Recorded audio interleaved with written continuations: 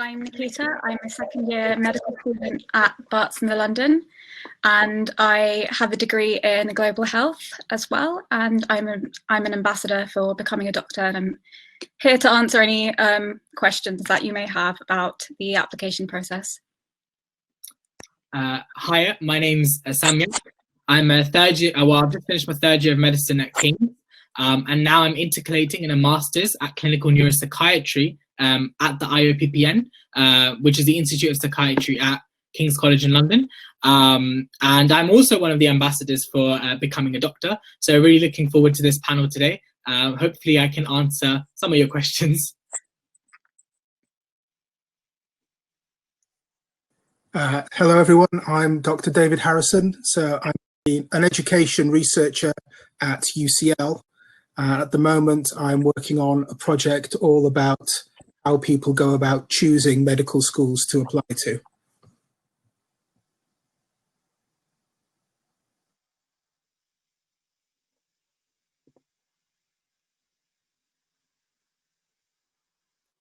Great, thank you very much for the introductions.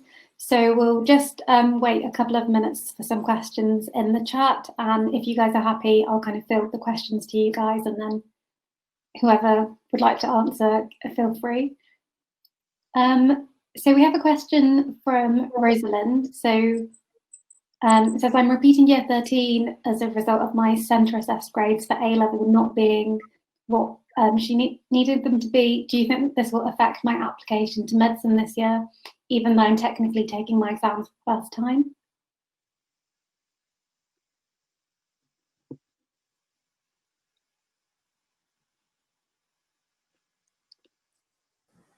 I think, to be honest, not even the medical schools have quite decided what's going to be happening around sort of exams and so on. So I would say don't worry about it at the moment, but wait for further advice and information. Perfect, thank you. Just having a look for the next question. Okay, so we have a question from Faye. Do you have any advice for the interview process this year, especially since it will all be online and things will be different, particularly for UCL and for King's? So I can answer on behalf of King's over here. So I know King's is MMI. I do apologize that I'm not sure exactly how they're trying to work things out through the online process. I'm assuming it must be through some sort of Microsoft Teams or Zoom, etc. Probably Microsoft Teams. In terms of tips for the interviews, I think this is a kind of a generic question, and I think a couple of the other questions, it should help to answer that as well. Being yourself is actually the best answer to that in the nicest and the most straightforward way. The more they see your genuine passion and the more they see your genuine communication for things, the more likely they are to give you that offer, because they will know you're not just rehearsing a couple of answers, you're not just regurgitating a couple of some key bits of information. In terms of how it will work through this, with regards to King's, and I know this works specifically with other universities as well, they really want to see how well you can embody and display qualities that resonate with doctors. How have you shown those specific qualities of, say, leadership, of teamwork, of empathy, of your interpersonal communication skills? This is stuff that you should be kind of mentioning in your personal statement anyway, but you need to be able to elaborate on that. Give specific examples of where you displayed those skills, these great features, because this is what makes a doctor good.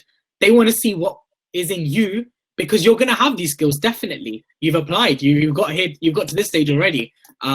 So in all honesty, if there's one tip that I could give, keeping that idea of what are the different qualities of a doctor and how have you resonated with that? What are examples when you have displayed those specific skills? If that kind of helps to answer the question. Yeah, I'd like to sort of reiterate that. Definitely backing whatever you say up with examples, that would really help. And also, in terms of the actual interview process this year, I can only really speak for Barts. And I know Barts has a panel interview format. And so I don't imagine it being very different, apart from the fact that it will probably be held on Teams or Zoom or something like that. Brilliant, thank you. So the next question is, again, it's quite similar to the first one, but it's a bit broader, so it's about all medical schools. So what advice or sort of top tips would you give to someone in preparation for their med school interviews? What I did was I tried to answer as many practice questions as possible, just and practice with different people, not just your family and people who you know very well, but people that you're a little bit uncomfortable with. That might be hard to be able to do that these days because of COVID, but I'm sure if you get in touch with a teacher or someone like that, they could help you. But yeah, just practice is like a major top tip for me. Like adding on to what Nikita just said there about finding people that you're not comfortable with, there really is no telling who's going to be on the other side of the interview. You might find an interviewer who's really lovely, and you might find an interviewer who's just ready to grill you. And so you need to find people who are going to be brutally honest with you and practice with them. Maybe if you're working with a couple of friends, ask them to pick up on every little thing that you're saying. Pick up on every kind of point you're mentioning and ask them how could you play devil's advocate with that, because you really don't know what the interviewer is going to say. People that you know of, they know your story, they know the experiences that you've had. The interviewer doesn't. They will be intrigued, and if you do say something which might come across a bit too boasty, they will really dig into you for that. Yeah, that's the best way to go about it. Practice is practice. Great, thank you. So we've got a question on course styles. So the question is, are there any traditional style course universities other than Oxbridge?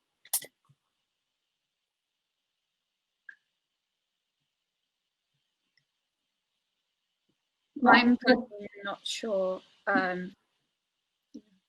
Yeah, it might be worth whoever asked that question to kind of look at, I think there are only 32 or 35-ish medical schools, so perhaps just looking through them and seeing the style in which they are teaching their course at the moment, that would probably be the best thing to do. We've got a question about EPQ. It just says, what do you think of an EPQ? I imagine that it's in relation to a medical application and how it's looked upon. I personally didn't do an EPQ, so I won't be able to help with that. Neither am I. I've not done an EPQ either.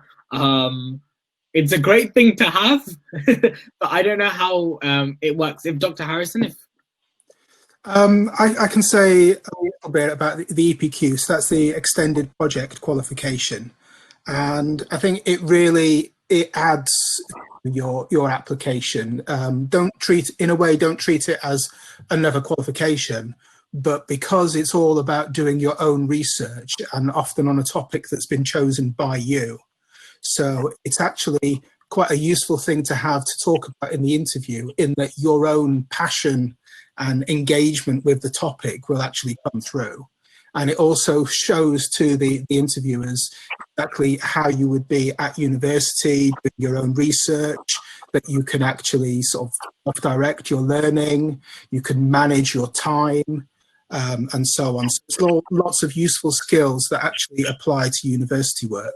So I think it's a very valuable addition to your application. Much. We're getting a lot of questions coming in about volunteering and work experience in the context of the pandemic. A lot of questions on the other opportunities available and what you guys would recommend for students in this situation. I am aware that there are a few online opportunities. I think there's Observe GP, I think that's what it's called, from the Royal College of GPs. I can send the link to that if it's helpful for anyone. And I'm sure there are other virtual experience opportunities out there. I can send the link to the GP one right now, actually. So I just pop it in the chat and then. That'd be great, Nikita, thank you. I believe Brighton as well, Brighton and Sussex Medical School, they did some kind of virtual opportunity thing over the summer. I'm not sure whether they're still running it, but I think that's something to definitely check out. Yeah, I'd also recommend the Brighton and Sussex online medical experience. And I think they are still running it and intend to do so for as long as this situation is with us and it makes it so awkward. Thank you. And another question we have is, are London universities harder to get into? And as you're both students at London universities. Well, I don't really know, because I applied to some medical schools outside of London, and the only offer I got was the one in London. So maybe it was the opposite for me. I don't know. I'm honestly not sure whether they're harder to get into, because each university, I think they look for slightly different things. So it's worth doing research into the universities that you want to go to, and doing some research into what they're looking for their students. But that should be what you should do. I applied to 3 London unis, and I don't know whether it's harder to get into them. I think people just assume because you've got supposed big names as if they're going to be harder to get into, when realistically, I mean, like every medical school is as good as each other. There really is no better one. I would definitely suggest this. Rather than looking at which one is harder to get into, and then assuming that it's some kind of a ranking basis that, if it's harder to get into, it must be a better medical school. Definitely speak to students at a broad range of universities and ask them exactly how the course is structured. I feel that was something that I didn't do, and I really wish I had done. I kind of just went in for what the entry requirements were, and I just sort of played whatever cards I could, like seeing where my strengths were. I would definitely say, like, find out how the course is assessed, because the assessment is very different in every single university. Some universities, for example, King's and UCL, we have almost majority single best answer questions as our exams, and we have loads of different essays. Whereas I know at Queen Mary's, you guys have a lot of extended answer questions. Yes. So, like, it might sound little, but it really does make a difference on how you perceive the course, how you perceive your own learning there. In terms of clinical contact as well, at what stage of the course are you beginning to get the clinical exposure? How much of that you're getting as well? How consistent is that as well? Because in some unis where there's a bit more of an integrated structure, at King's, for example, even though we have a lot of clinical contact earlier than many other universities, we don't necessarily have a consistent, we don't really have a consistency in that clinical placement, in the sense that you will just be placed in loads of different wards, rather than the traditional way of being placed in one ward for a week, another ward for a week. And so it's a lot of different factors to take in. And I know it might sound very overwhelming, because many of you guys are just students who are just taking biology and chemistry, and then hearing stuff like rheumatology, endocrinology, that's like a whole different word lingo there. But do ask students how their course is structured and then apply on that basis, because that will probably benefit you more than asking which is harder to get into and then making a ranking out of that. And also everyone's learning style is different as well. So you need to make sure that where you go, you will be able to perform your best. And some courses might not be structured in a way that will be best for you and the way you learn. So it's definitely worth doing research into that and speaking to as many people as possible. 100%. Yeah, thank you both. I think you've both made a lot of important points there. Points that when I was doing my A-levels, I certainly wasn't thinking about. So it's really useful for our students today to have that insight from you both. Next question, let's take one on personal statements. So top tips for making your personal statement stand out. I would say do a lot of reflection. Reflection is very important in personal statements, and not just listing things and listing experiences that you've had. I'm sure lots of you have had lots of really amazing experiences, but what they're looking for is what you've learned from those experiences and how you're able to reflect on that. So definitely, again, like with the interviews, backing everything up with what you've learned would be a top tip for personal statements. Adding on to that, when we say reflect, what that means is as well, because sometimes it might sound a little bit vague sometimes. When we say to reflect on your experiences, what did you learn about a doctor's role? What did you learn about that physician in part of that team? What makes that doctor stand out in the team that they work with?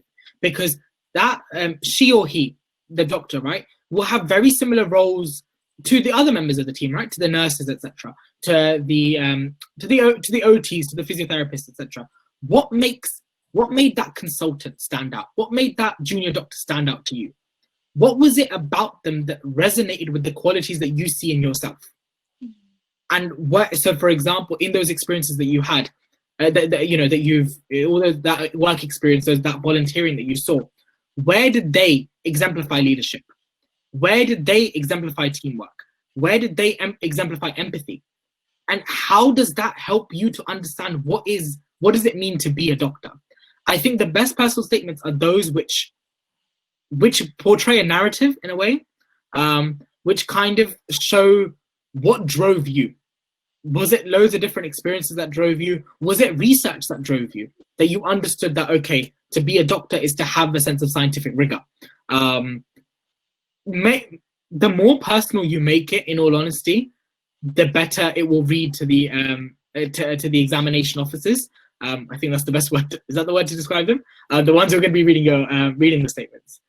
Yeah, the more personal you make it, the more they see how much you have understood what it means to be a doctor. I guess if that's the top tip. I definitely sort of echo that. I think a lot of people forget that it is a personal statement. And the way to make it stand out is to make it sort of personal, show what you have learnt, what you have gained from your experiences. You know, as was said, how things sort of resonate with you, how they sort of draw out your excitement, your engagement, your desire to become a doctor. Thank you to all of you again. Some brilliant answers there that I'm sure the students will find really useful. The next few questions that I'm going to throw out to you guys are probably going to be quite simple questions, but I think it's important for the students to get your perspective on them, so that we can kind of like dispel any kind of common misconceptions and things. So a question we have here is, do additional things like D of E make you more likely to get interviews for medical schools? And I think here, if you guys want to mention whether or not you did have these and if you thought it helped or not. So I didn't do D of E, but I think things like that, they do show that you have other skills, and also through things like D of E, you develop a lot of things like leadership, teamwork, which are all transferable to the role of a doctor. So it doesn't necessarily mean that you have to have done D of E or you have to have done something really big, but any sort of examples that you can show where you've actually demonstrated those key qualities like leadership, teamwork, etc., I think are very, very helpful. Like I said, I did not do D of E, so you know, it's all a question of what else have you done in your extracurriculars that you can apply to that same sort of thing.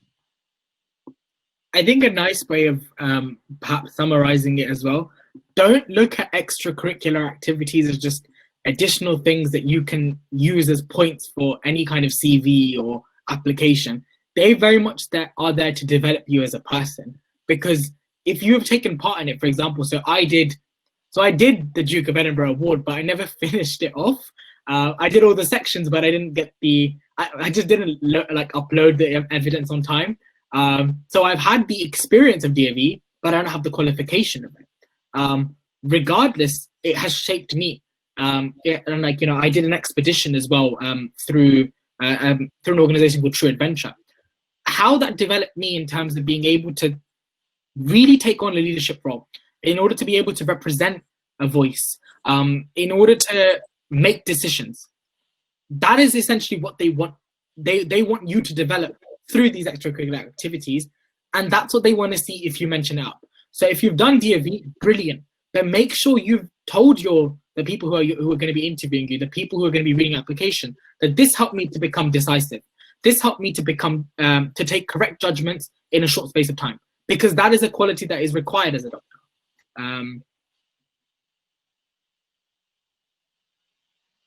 Brilliant, thank you. Just another one. So someone has typed that they take maths, chemistry, and physics for A level. Is it a disadvantage to not take biology? And a similar question: is there an advantage in taking 4 A levels over 3? And it's fine to give simple answers to these. I just want to make sure that everyone I know a lot of students are kind of asking this.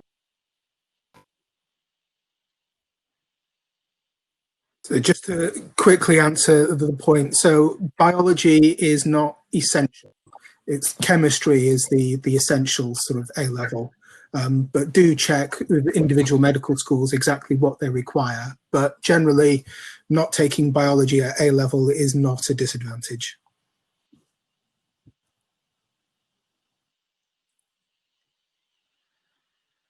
So I applied to medical school graduates, so I didn't apply during sixth form, so I'm not really sure whether I'd be able to answer this question very much.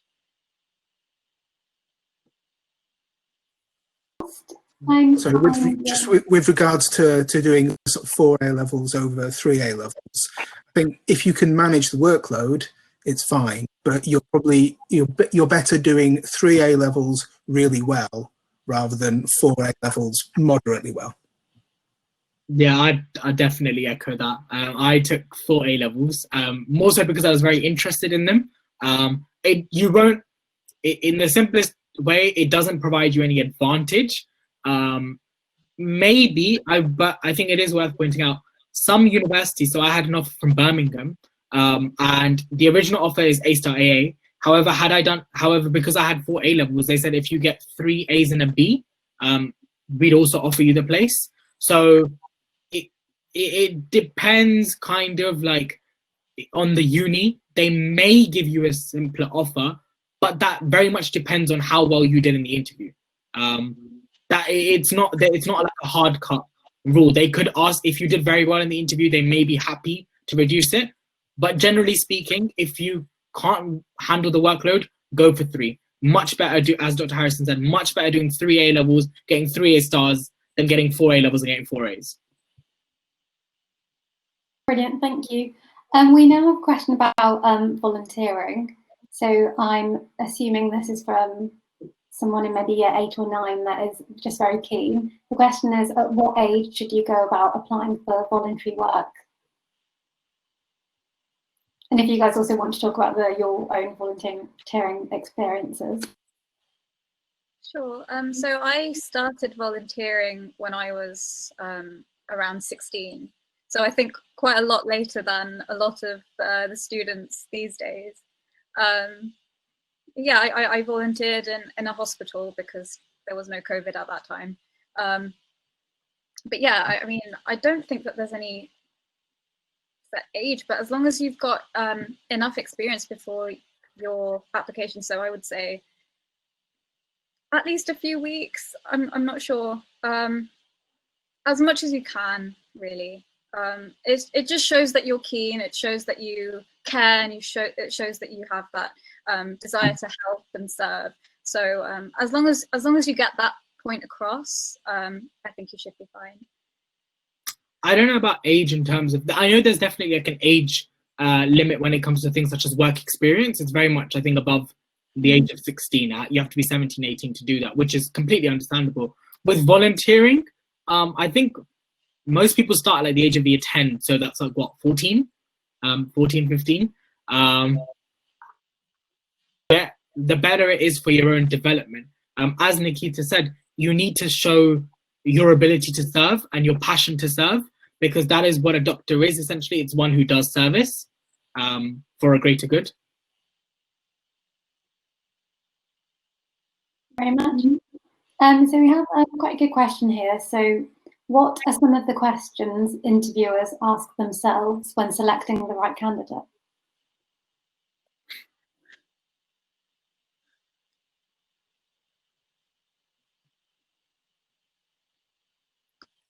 I think that is a very good question. I suppose one of the main ones is probably how well will this person do on the course?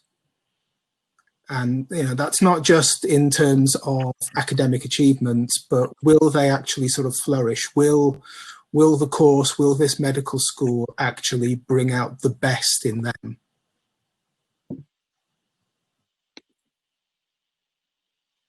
Great, thank you. And another question that's just come in. So how do you know if medicine is for you? The person has put, I really enjoy biology and chemistry, but I also have other interests. So maybe if Samyak and Nikita, you guys want to speak about how you guys knew that medicine was for you, or if you're still figuring that out. I was definitely in that position in year 12 and 13. It was very much, my kind of journey was very much that I enjoyed biology and chemistry. I took maths and German as well, so I took 4 A-levels. As you can see from the German there, like I was very interested in languages. And I still have a very keen interest in philosophy and history. So I used to think a lot, okay, what would I be good at? Would I be better at going off in the humanities? Would I be better going off in, anything within science? I took a range of different work experiences. So I worked in a pharmacy for a bit. I looked into a hospital. I really liked my time at the hospital, and I decided to take another work experience opportunity just to make sure. I think it's just that idea of being able to see yourself in that specific industry. If you can have a wide range of interests, but if you can see yourself if you can get some experience in any one of those interests on a professional basis, and you can see yourself really enjoying that as a life career choice. One of the key things with medicine is that it is, at the age of 16, 17, you really much are deciding how your entire life is going to go. But this is very different from any other course. You're entering a lifelong learning here. So if that is something that you enjoy, by all means, medicine is the one for you. Explore, perhaps the best way to put it. Yeah, absolutely. I had quite a convoluted journey into medicine myself. I was always really, like Samyak said, I was quite interested in various things. I did French A-level, philosophy A-level as well. So just general interest in everything. And I didn't know what I wanted to apply to when it came to actually doing the UCAS application. So I ended up originally applying for biomedical science because I loved biology and chemistry. And then 2 weeks into my degree, I decided that I did not want to do biomedical science, and I got into global health at Barts. And that was one of the best decisions I ever made, because it opened my eyes up to alternative careers in healthcare and in health. I had the opportunity in my 3rd year to do a placement working at Cancer Research UK as a policy assistant. And it was then that I realized that perhaps a career in health policy is not for me. And then I undertook some more work experience in a hospital. And that's when I knew that I wanted to go on to study medicine and become a doctor. So it can take time to figure out exactly what you want. Yeah, 16, 17, it's very young to just be able to actually decide for sure what you want to do with your life. So just explore your interests. Absolutely. Thank you. And as a graduate student myself, it took me quite a while as well. I had the pleasure of studying alongside Nikita for 3 years during my global health undergrad degree. So it can take time, but you know, in other countries such as the US, the only route is a graduate route. So it's actually quite beneficial to kind of have the time to consider that. And I've got a question here. These students are very, very keen. How can we start building a portfolio from GCSE onwards? I didn't, so I don't know. In terms of like a medical portfolio, like for what, foundation doctoring and stuff, like I feel like that's something even I'm not good enough at. It doesn't really specify, but if you guys want to perhaps use this as an opportunity to just talk about the kind of the main pillars of the application. So, I mean, just roughly touching on perhaps, I know we've talked about work experience and we've covered quite a lot already, but just generally, so maybe what should somebody who is, so it's year 11 for GCSEs, what someone should be thinking about at this stage? I think if you're really looking into medicine as a career choice, which is great if you've kind of come to that, you know, at the time GCSEs, I certainly didn't back then. Finding, I know it sounds very kind of demotivating right now because of the pandemic, but finding any sort of experience to really confirm whether this is the thing for you. So as Dr. Harrison said, that, you know, there's loads of different virtual opportunities right now. So if you can try to, you know, get a place on one of them, if you can sign up to one of those things, they will really be beneficial for your own portfolio, if that's that's something you're looking for. It will show that you've got an understanding of what the world of healthcare is like and what the world of a doctor is like specifically. If you can just shadow, even if you can shadow a local GP for one afternoon, that will honestly give you a lot of insight there. Yeah, I think that's honestly the best thing that you can do at that stage, and definitely focus on the grades. Can't emphasize that enough. Without the grades, it won't be able to manifest. It is very much an academic profession as well. So you need to make sure that your own grades, your own skills are up to notch.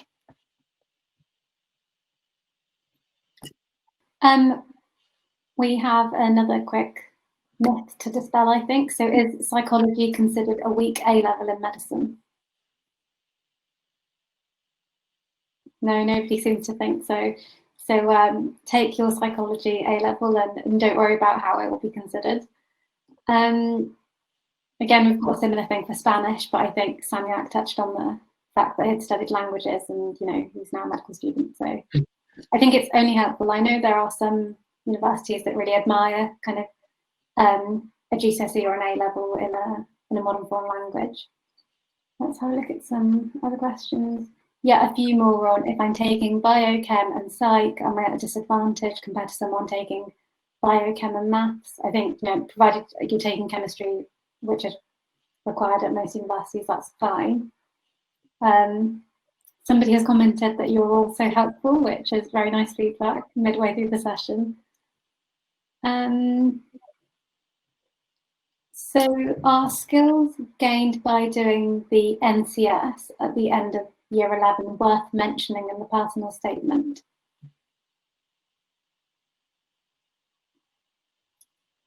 If it developed you, it developed you.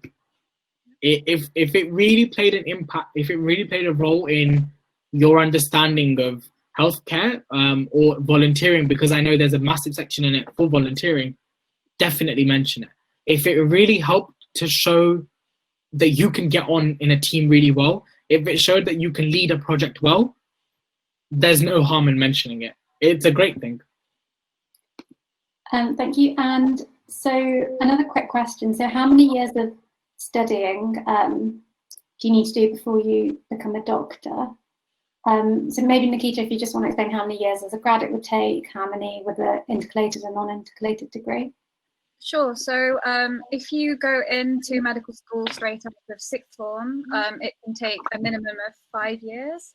And if you intercalate, so if you do a degree for a year in between your studies in medical school, that will take 6 years. For me, it will be a total of 8 years, because I did a 3-year undergraduate degree and I applied to do medicine as a graduate, but I'm studying an undergraduate degree, so the 5-year, excuse me, 5-year course rather than the 4-year course. But also as a graduate, you can choose to apply to the graduate entry course, which some universities offer. So you do 3 years of an undergraduate and then 4 years of medicine, so a total of 7 years. Yeah, I think you can also work out a 9-year option if you do pharmacy as an undergrad and then do the undergrad program. So you can make it as long as you like. Yeah, I know a couple of people who've done masters as well. Yeah, can squeeze in. There are some people on my calls with a PhD as well, so that's a lot of years there. Question on kind of finance. So how do you cope with the financial needs during the full-time course? And then was also a question on how best to kind of finance studying medicine in London. So if anyone wants to expand on I think, you get the slightly extra student loan for London. You guys know any more about that? I don't know the exact figures. But I do know that if you are studying in London, then you do get extra maintenance loan.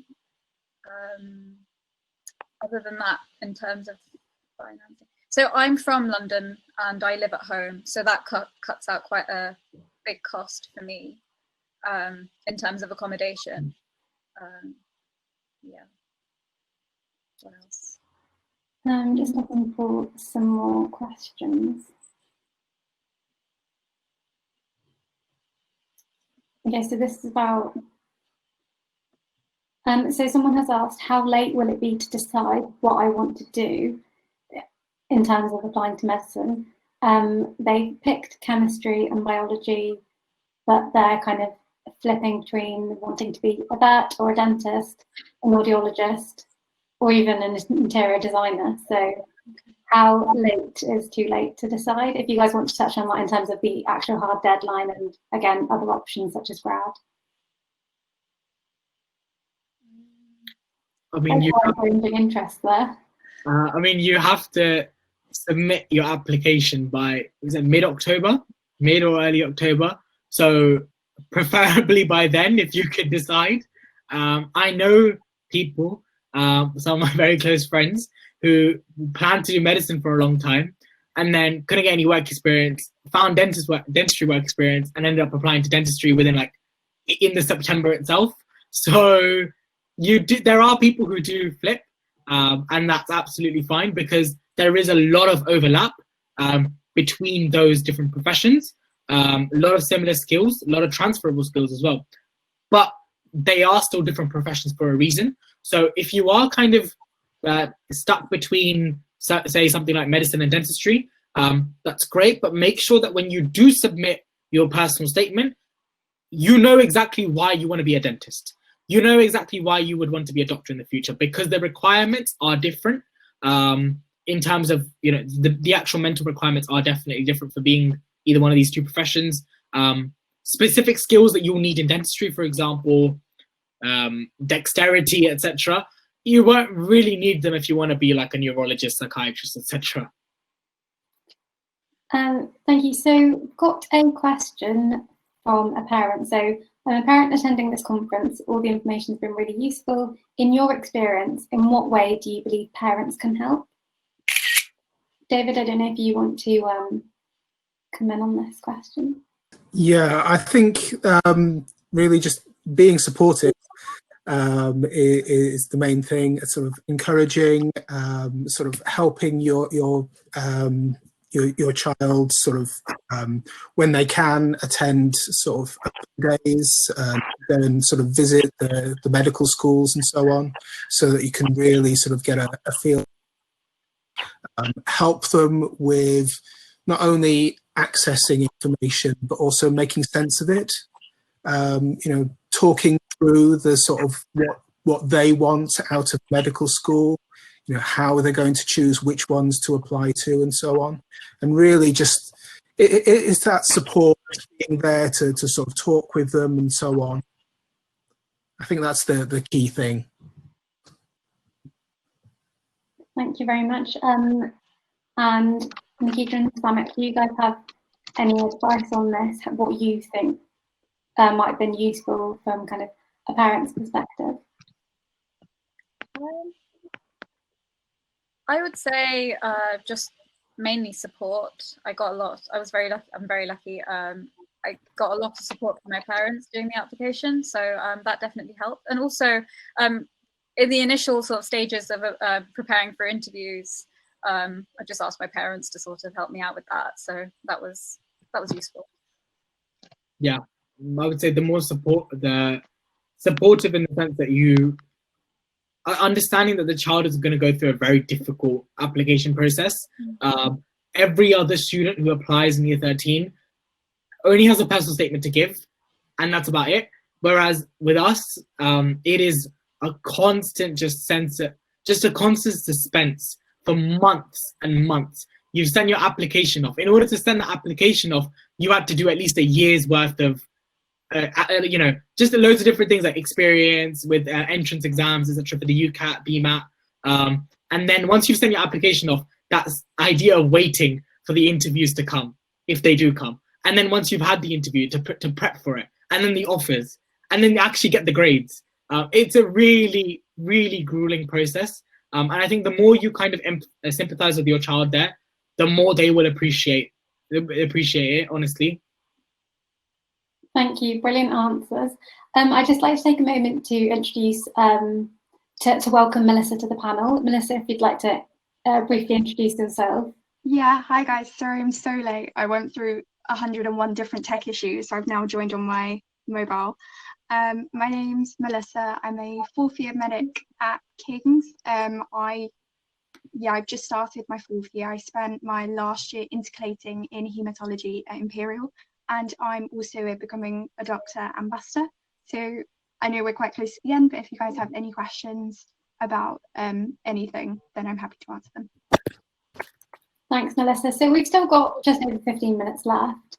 Perhaps you can kick off with this question. So do you think medical students have a good work-life balance?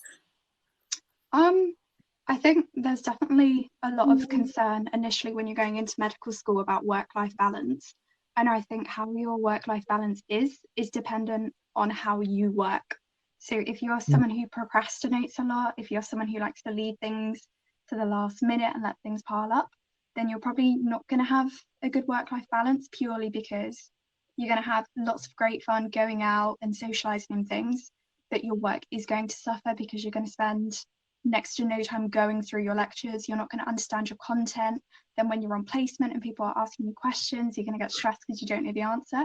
So I think it is definitely possible to have a good work-life balance, but that definitely comes from planning out your time, remembering, okay, I've got work to do, and making sure you get your work done before you then prioritize anything else. Because if you set yourself time to do work, then you can get it done and then enjoy your free time.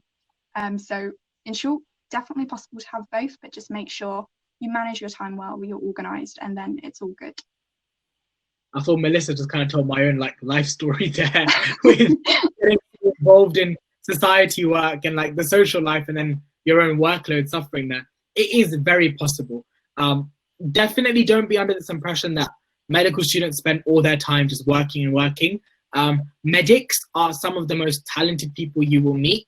Almost every single one of them is an incredibly smart person, but they've also got a great skill. They're all dancers, they're all sporty people, and you will have enough time to really take part in those interests that you have. And every university will offer you that. Every single university will offer you that. So don't feel like you're going to have to sit there and just work. That doesn't mean that you're going to play either all the time, but the balance can be made. Your workload will force you to make the balance. Yeah, absolutely. So for me, coming from a degree where we had around 10 contact hours a week, I think at best, at most rather. I've definitely found that as a medical student, I've been able to be involved in a lot more different things, so clubs and societies than during my undergraduate degree. So yes, I definitely think it's more than possible to be able to have a good work-life balance. It's just all about, like Melissa said, managing your time and setting your priorities. And another sort of time management question, I guess. Someone has asked, how can I be focusing on grades and CV and personal statement criteria at the same time? Exclamation mark. So perhaps if you guys want to talk through how, at the time of your applications, you kind of managed to do everything all at once. I think it's definitely difficult, and no matter how organised you are and how meticulously you plan, you will be stressed. So I think it's important to just remember it's okay to be slightly stressed about the situation. It means that you really care and you really want this to work out well. I think what can help is, if, depending on how much you plan your time, if you allocate yourself certain periods of the day or certain days of the week to work on different things, just so you know that, okay, I have to get through this piece of homework or this school project, and that's probably going to take a lot longer than me writing my personal statement, because your personal statement you're not going to be writing every day for months and months and months and months. You might write a little bit and then put it away for a couple of weeks and then look at it again. So just make sure you allocate, don't neglect anything, but just allocate yourself a small amount of time where you're going to be like, okay, next weekend on the Saturday, I'm going to spend that whole day reading up on the structure of a personal statement or reading some personal statements online. And then in the afternoon, I'm going to draft a personal statement, or I'm going to write down some of the points that I want to include in my personal statement. And then you might decide the weekend after that, you might start writing a paragraph of your personal statement. So just break everything down into small chunks. And once you've kind of done a chunk and you can tick it off that you've done it, then everything just seems a lot more manageable. I know for sure when I write things down and I cross them off that I've done them, or I tick that I've done them, I feel a lot calmer because I can see that things have physically been done.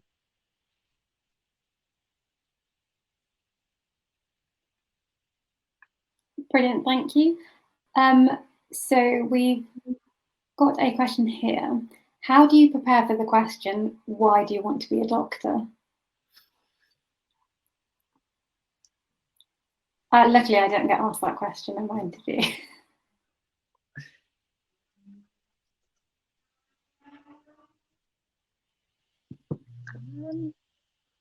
Well, I mean, there might have been something that's happened in your life or something that you've seen that's particularly struck you, or you could just look at your work experience or anything that you've done, really. I think it's tough because you have to sort of strike a balance and not come across gosh, I can't think of the word. It's sort of, you don't want to come across you know, corny, or you know, it's tricky. But I would say, again, reflect on the experiences that you've had and your work experience and your volunteering. And you could go about it this way. You could you know, have a look at all the experiences that you've had, all of the things that you've seen. So if you've shadowed a doctor, so the qualities of that doctor and the things that they've done, and sort of apply it to you and how you believe that you could fulfill that role. Sorry, this is really badly answered, but it is a tricky question. I struggled a lot with that one myself. I think from a more of a sort of interviewer perspective, when we're asking a question like that, we want to find out about the person, and we want to see a well-rounded sort of person. That although we want you to be interested in becoming a doctor, interested in medicine, that's not the whole of you. And so we want to sort of find out, you know, just, yeah, what is it that drives you, what sort of person you are, and so what sort of person, what sort of doctor you will become.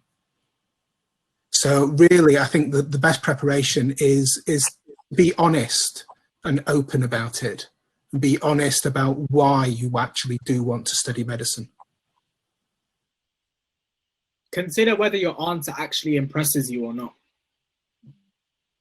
In the simplest terms, if somebody had come up to you and said that this is why I want to be a doctor, would you actually think that they want to be a doctor or not? If you can see that passion, then yes. And that's basically the main thing that they're going to look at. I think it was one of the questions earlier, isn't it? What the interviewers talk to each other about. Probably just how good you came across. If you come across well, maybe you might have slipped up on a couple of factual things here and there, but so long as you came across interested, so long as they could like see through that, okay, you would be someone who can talk to patients, you can help patients feel comfortable, you can really, you'll be interested in the topic itself, in the subjects themselves. If they can see that coming across in the way you speak, you've got it. So yeah, passion, that's what it is. You just happen to have a passionate answer prepared for us today. Yikes. No pressure. So when applying for medical school, how important are the extracurriculars? Do you need several clubs? Because that is really hard to manage at the moment. A few people have echoed that they're also kind of wondering about this question. So how important the extracurriculars are and whether you need several different clubs. I think, like Samyak said earlier about extracurriculars not just being an add-on for your application, but how they actually develop you as a person and, you know, potentially develop you into the kind of doctor that you eventually will become. I think that in that sense, the actual quantity of extracurriculars does not matter, but the quality and in the sense of what you got out of it and how those extracurriculars have developed you, your interests, your skills, your, you know, your leadership, for example, or your communication. I think it's worth focusing on that more than the millions of different things that you could do. Brilliant, thank you, Nikita. We have I'm not really sure if this is a comment or a question, but I'll pose it as a question in case it does help anyone in the session. So would you recommend that parents or students forensically research sort of statistics from previous years, admittance requirements, when choosing where exactly to apply?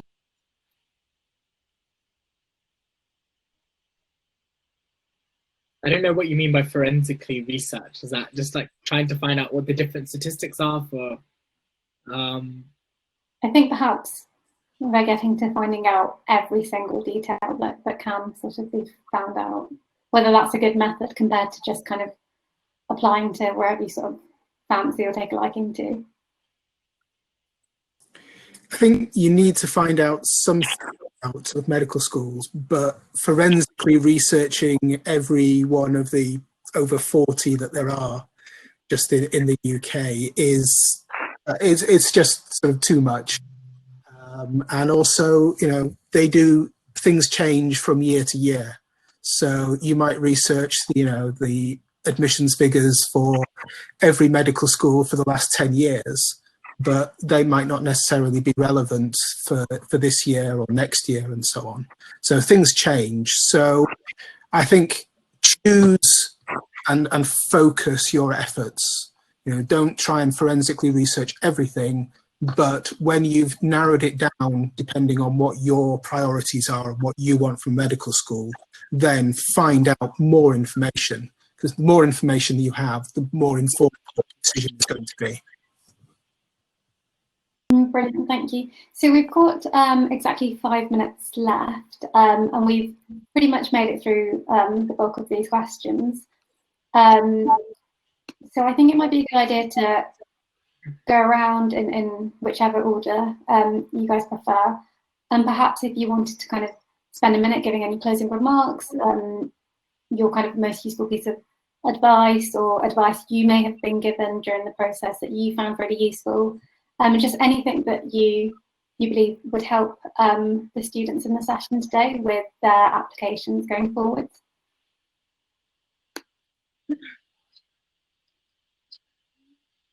Sure. I would say for interview, practice with loads of different people, practice loads of different questions.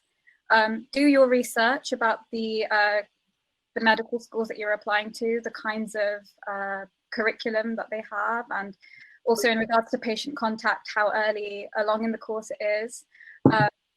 For the UCAT and the BMAT, obviously practice, practice, practice. And also look after yourself, because it's a very, very stressful process and it does take quite a lot out of you. So, you know, whatever it is that you do to manage stress, do it. Don't neglect your health. Don't neglect your other hobbies, and, you know, just take care of yourself, really. That's the most important thing. Because as doctors in the future, and as medical students as well, that managing stress is very important. So the earlier you start, the better it is.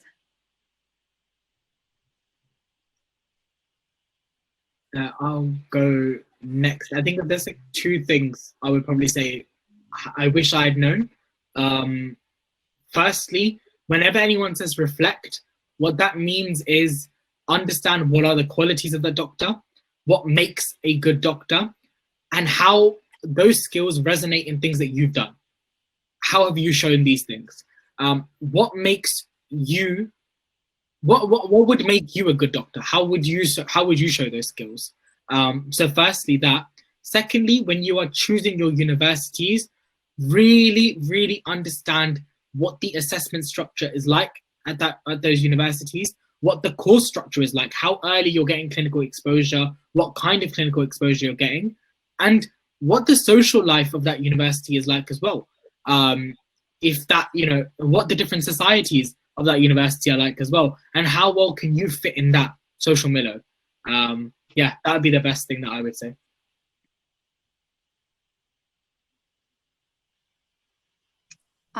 One thing I would say was don't stress so much about trying to make your application unique. So I think I remember when I was applying and I was like, I need to find something that's really going to make me stand out and it's super different from everyone else.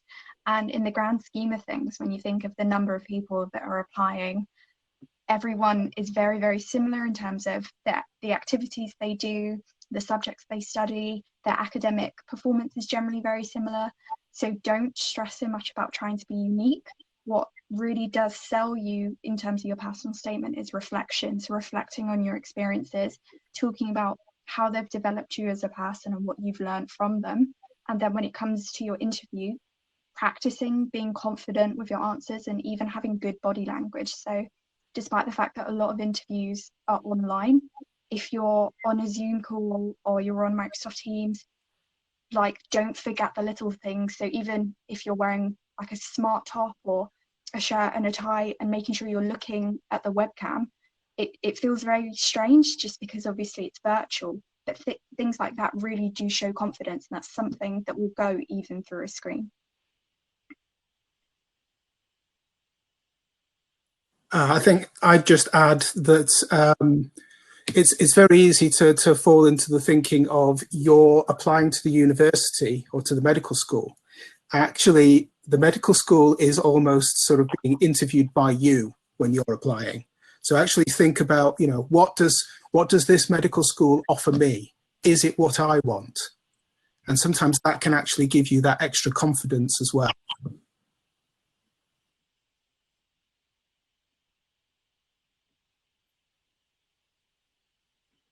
Yeah, thank you very much to everyone. Samyak, Nikita, David, Melissa, thank you so much for joining this session and being on this panel with me and answering so many of the students' questions. I'm sure they'll all greatly benefit from all of your hints, tips and advice, and there's been lots of, I'd recommend scrolling through the chat, there's been lots of very nice feedback about you all. So thank you, genuinely appreciate your time. The next session on this hub will be on dentistry, why you should pick dentistry and the application process. And I think there might have been a recent development on the elections, so there's a 10-minute break to go and check out BBC News. So we'll see you all back here in the next 10 minutes. But once again, thank you